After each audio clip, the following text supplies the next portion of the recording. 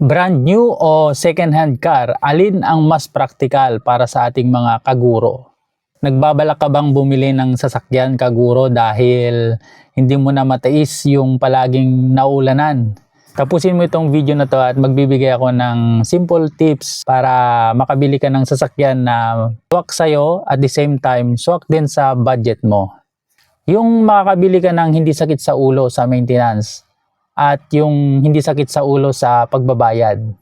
By the way, ako nga pala si Christopher Orbilio. 10 taon na ako sa DepEd, nagkamali sa pag-utang, nagkanda baon-baon sa utang.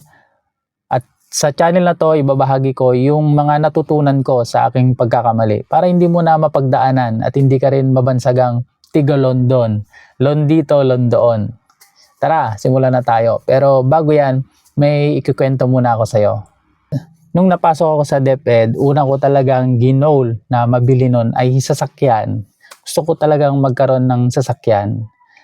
Gusto ko bago, brand new, as much as possible. Kaso ang problema, mahal. Nasa milyon ang isa. Kaya nagdesisyon akong second hand na lang muna. So ang ginawa ko, nag-loan ako. At bumili ng second hand na sasakyan. Yung tigwa 100K. Akala ko nakamura ako, nakatipid. Yun pala, napagasto ako sa maintenance. Kasi yung mga murang sasakyan na mga yon ay pag ginamit mo, habang tumatagal, lumalabas yung mga sakit-sakit na kailangang ipaayos. At dahil naburyo ko sa kakabalik-balik sa auto repair shop, ang ginawa ko, binenta ko ulit itong sasakyan na to, yung nabili kong second hand na sasakyan. So yung pinagbentahan ko, tapos nag-loan ako, pinang-down ko ng brand new. Wala akong naging problema sa health ng sasakyan, sa maintenance, kaso namroblema ako sa pagbabayad. Namroblema ako monthly sa hulog. Dahil kaunti na yung nasasahod ko, na i-loan ko, pero meron pa akong minamonthlyhang sasakyan. So double problema naman ngayon. Ang natutunan ko doon ay sana bumili na lang ako ng second hand na sasakyan, yung hindi budget meal, yung mga good as brand new, yung mga use but not abuse. Kaya kung mabili yun ng cash at hindi rin sakit sa ulo sa maintenance. Kaya nung nagkapamilya na ako, nagkaroon ng anak, hindi na kami kasya doon sa maliit na sasakyan, nag-upgrade ako at in-apply ko na yon, yung bumili ako ng good as brand new.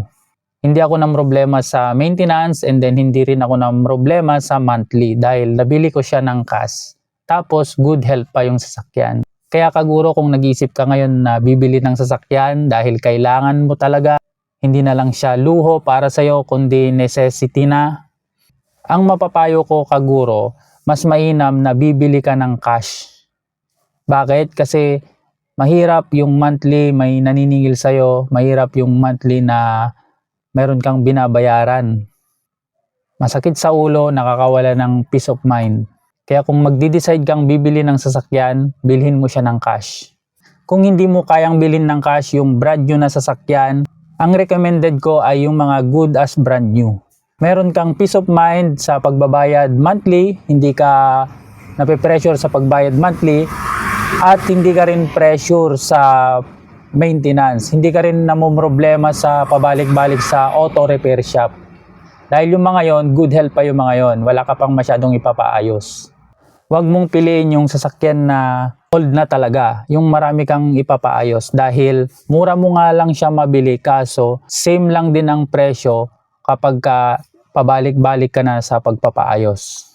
Bakit ko nga ba sinasabi to kaguro? Naniniwala kasi ako na ang sasakyan, hindi na luho yan para sa ating mga kaguro. Necessity na yan. Lalo ngayon, maulan, kailangan natin yan. Kaso, dapat tama yung diskarte mo sa pagbili. Yung hindi ka stress sa pagbabayad at hindi rin sasakit ang ulo mo sa pagpaparepair. Kaya rule number 1, bilhin mo ng cash. Kung second hand naman ang napagdesisyonan mo at kaya mo, sobrang luma, bili ka ng good as brand new. O kung isa kang kaguro na naniniwala na kailangan natin ang sasakyan, necessity para sa atin yan, hindi na luho tayong mga kaguro, pero dapat tama yung pagbili natin at naayon sa ating sitwasyon, financial status, Yan, iniimbitahan kita na mag-join sa grupo natin na Ka-Loan Squad. Samahan ito ng mga kaguro na gustong makaon sa pagkakabaon sa utang at samahan din ng mga kaguro na gustong makatulong sa kapwa-guro na may ahon sila sa utang. Join ka doon at tulong-tulong tayo. O kung hindi mo pa kayang bumili ng cash ngayon, huwag kang malungkot. Mas mainam na tiis-tiis muna, maghintay. Baka magkamali ka ng desisyon sa pagbili. Mas mainam na yung kaunting time ng pagtitiis, paghihintay, kaysa sa maghirap ka sa pagkakabaon sa loan. Kung naghahanap ka ng magandang bilihan ng good as brand new na sasakyan, i-contact mo lang itong page na to. Kilala ko yung may-ari dyan, maganda yung kanilang mga unit. Talagang good as brand new. Doon ako nakabili ng aking sasakyan nung nag-upgrade na ako sa Herrera Car Trading. Yan, ito yung page nila. Kung nagustuhan mo rin itong video na to, pa-like naman yung aking page at paki-share na rin itong video na to para mapanood din ng mga kapwa natin kaguro na nagbabalak bumili ng kanilang sasakyan para mayroon silang guidance sa pagbili kung brand new ba o second hand. Muli ako si Christopher Orbillo, nagkabaon-baon sa utang, nagkamali sa pag-loan, pero ngayon nagsasabing pass mo na sa loan, promise. Bye-bye!